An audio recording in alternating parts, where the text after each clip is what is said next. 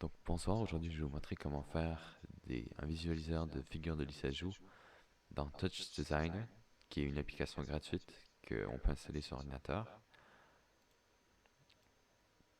Donc d'abord on va enlever tous les modules qui sont au milieu ici, à part le Out, qui va être utile pour être capable de visualiser le contenu qu'on crée. Quand on va avoir fini de faire toute la programmation visuelle ici sur la gauche, on va appuyer sur le petit rond bleu. Ça permet de voir ce qu'il y a ici, on va être capable de le voir sur le background en arrière. On peut fermer la palette. Donc la première chose qu'on va ajouter, ça va être un oscillateur. On double-clique. On va choisir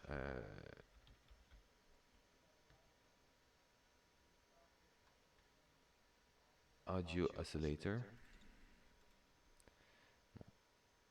On va réduire la fréquence, on va mettre à 25.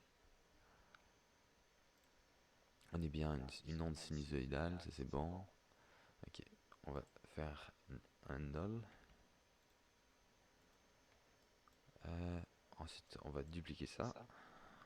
CTRL-C, CTRL-V. Celui-là, ça va être X. Et celui-là, Y. Pour avoir nos deux sources d'oscillation.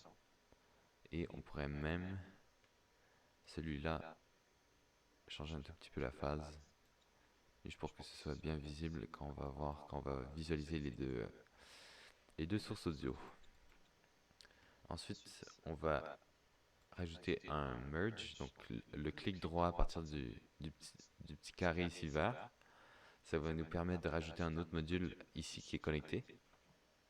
Donc on va faire merge. Et voilà, ça nous permet de créer un seul module avec deux channels dedans. Et on va créer un autre null qui va nous permettre d'isoler ça ici, comme ça si jamais on change quelque chose, exemple sur le merge, ça va pas être changé directement, ça va d'abord passer ici et à partir de là, on va l'utiliser comme référence dans le programme. Si on peut le bouger à droite. Donc, on va on va double-cliquer, on va créer un geometry, parce que là, on est dans le monde de l'audio et des signaux, on va dire, mais on va créer un objet dans le monde 3D. Même, attendez, on va enlever le geo, double-clic, on va prendre directement une box. Ensuite, on va donc clic droit, on va rajouter un geometry. Ensuite, on va aller dans instancing, turn on instancing, et on va choisir, oups, on vient ici et on va attraper ici le node et on va l'amener ici dans translate OP et on va choisir comme X channel 1 et comme Y channel 2. Donc déjà on peut voir ça bouge très rapidement, c'est pas très bon on va dire pour l'instant. Donc ce qu'on va faire c'est on va aller dans box, on va réduire la taille un tout petit peu parce que c'est un peu trop grand.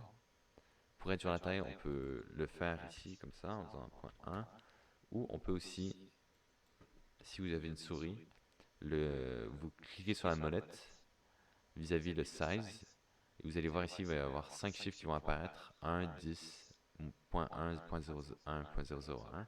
Ça c'est en fait l'incrément par lequel on va faire bouger euh, le paramètre. Vous voyez, si je bouge ma souris sur la gauche, il va diminuer de 0.1, parce que là je suis sur le point 1, mais si exemple, je vais sur le 1, je peux lui faire, ben 1 ça va pas être très visible, mais le 0.01, vous voyez, on est en train de diminuer de 0.01. Donc ça c'est en allant vers la gauche, en allant vers la droite, je peux rajouter de la taille, je peux le faire agrandir. Mais là ici, ce qu'on va pouvoir, c'est le faire diminuer. Donc clic de la molette, 0.01, et on va le descendre jusqu'à 0.1. Donc là, ça commence à plus ressembler à quelque chose. On peut voir clairement que ça fait une figure de lisse à joue, mais pour l'instant, c'est pas encore très rapide. On va Donc maintenant on a créé le monde, on va dire un objet dans le monde 3D, mais il va falloir aussi créer quelque chose pour voir ce qui se passe dans le monde 3D. Parce que là pour l'instant, comme vous voyez ici, on voit juste une map alpha parce qu'il n'y a rien qui est visualisé. Donc double-clic, on va aller dans Top, qui est tout ce qui est visuel, etc. On va aller choisir Render.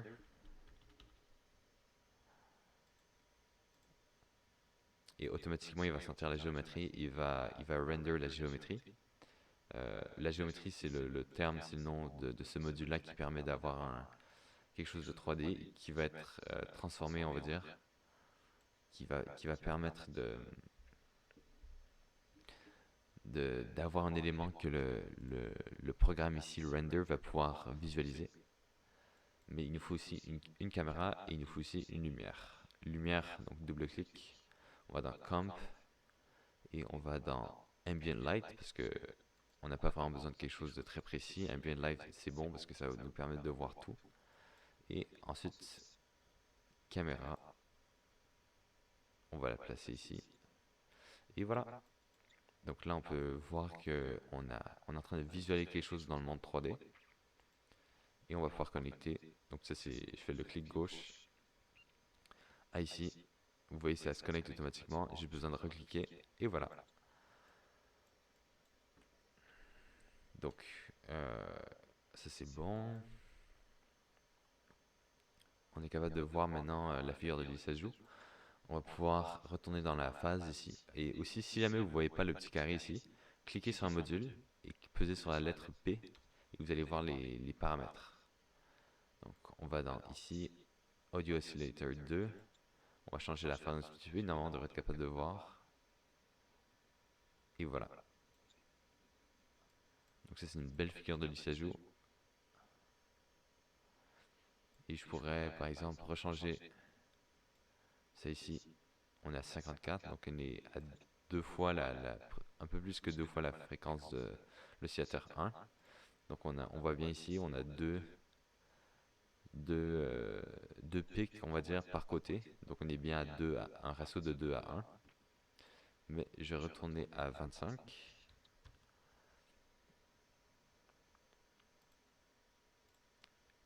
Et je vais rechanger ça.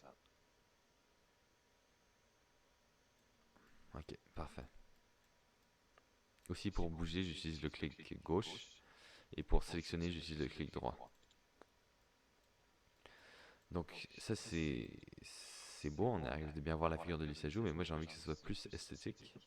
Donc je vais rajouter quelques petits modules qui vont me permettre de rendre ça plus beau, on va dire. Donc on va d'abord créer un null. Donc clic droit, null ici. Et ensuite on va créer un autre module, donc double-clic. Et ce module-là, ça va être un feedback. Feedback en bas ici. On clic gauche ici, clic gauche. Bon là le feedback il ressemble à pas grand chose, mais on va voir dans quelques instants comment ça fonctionne.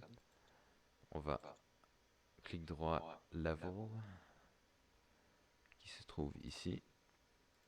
Exactement, on va aller dans post, diminuer un tout petit peu l'opacité et vous allez comprendre pourquoi dans quelques instants. Point 8. Ensuite, on va rajouter un... non, on va rajouter, donc clic droit ici, blur.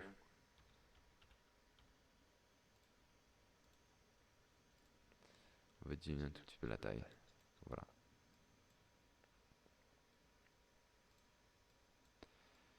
Et ici, clic droit, on va rajouter un composite. Composite, ça va nous permettre de faire des actions avec deux sources vidéo. Donc, par exemple, on a multiply, donc multiplier chaque valeur de pixel par la valeur du pixel de l'autre source. Mais nous, ce qui va être plus utile, ça va être le add. Donc, on va choisir add ici. Et ensuite, on va choisir null, on va le connecter ici. Et voilà. Et ça ici, on va le connecter ici. Donc là, on peut voir ça n'a rien changé pour l'instant. Donc ce qu'on va faire, c'est pour que le feedback fonctionne, il faut qu'on ait une source qui va être renvoyée dans le feedback. Donc on prend le comp, on clique et on tient, on maintient et on amène sur le feedback. Et voilà, et là il y a une petite flèche qui est apparue.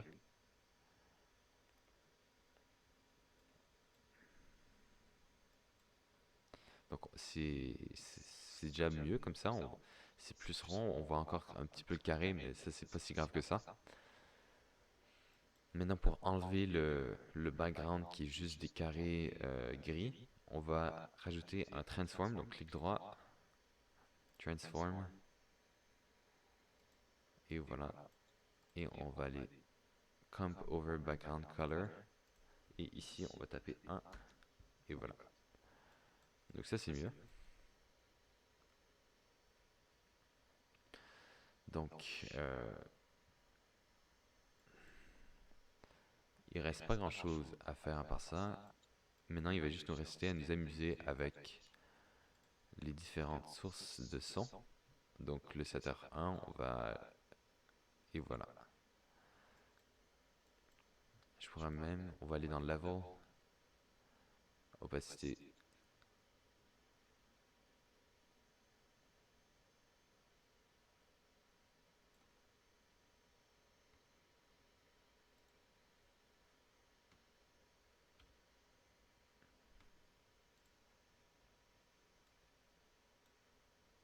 Et voilà. En rajoutant un filter size plus gros, on est capable d'avoir un effet un peu plus fantomatique, j'ai envie de dire. Et voilà. Parfait. Et maintenant, il ne reste plus qu'à s'amuser euh, avec les oscillateurs. Donc vous voyez, je n'ai pas besoin de vous expliquer, on a vu ça en cours, comment ça fonctionne. Et voilà. Et ça c'est pour des oscillateurs virtuels. Mais moi ce que je voulais, ce que je trouvais plus intéressant, c'est d'utiliser mes synthétiseurs pour faire fonctionner ça. Donc on va aller ici. Je vais juste enlever le background parce que ça peut être... On va pas être capable de bien voir la souris. Et voilà. N'oubliez pas ces clics gauche pour voyager. Donc ici, pardon. Ici, clic droit, je vais rajouter un switch. Switch, ça va nous permettre de choisir entre deux sources, ou deux ou plusieurs sources. Et je vais faire deux clics merge. Et on va aller dans Audio Device In.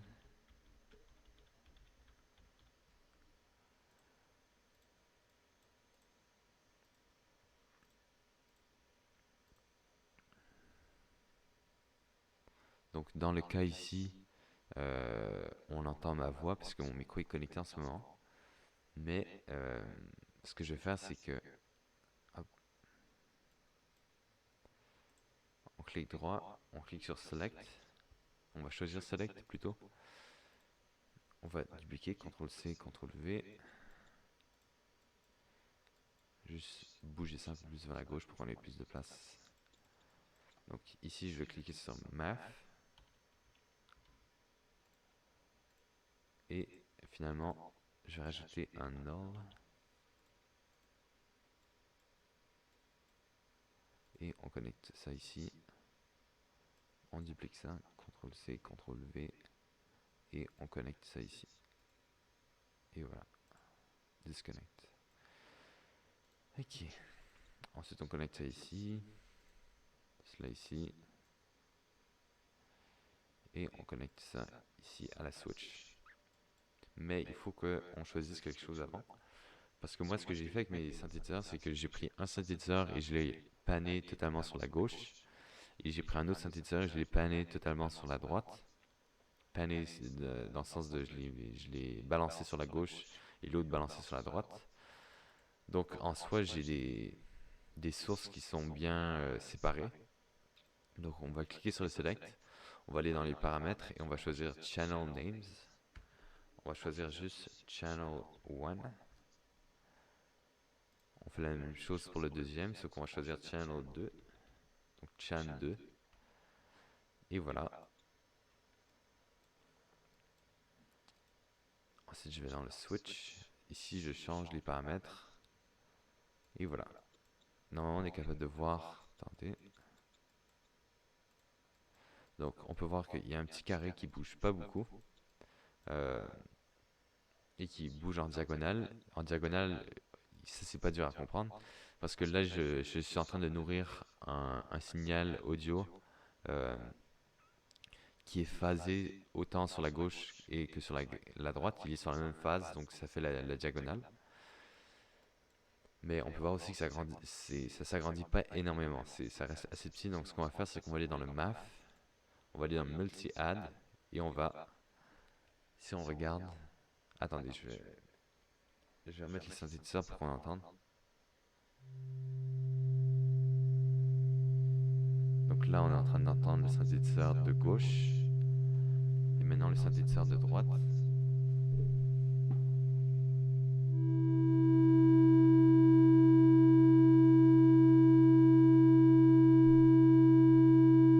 Donc on entend clairement les deux synthétiseurs, mais on peut voir que ça grandit pas énormément. Donc ce qu'on va faire, c'est qu'on va multiplier. On peut voir ici que les valeurs restent entre environ 0 et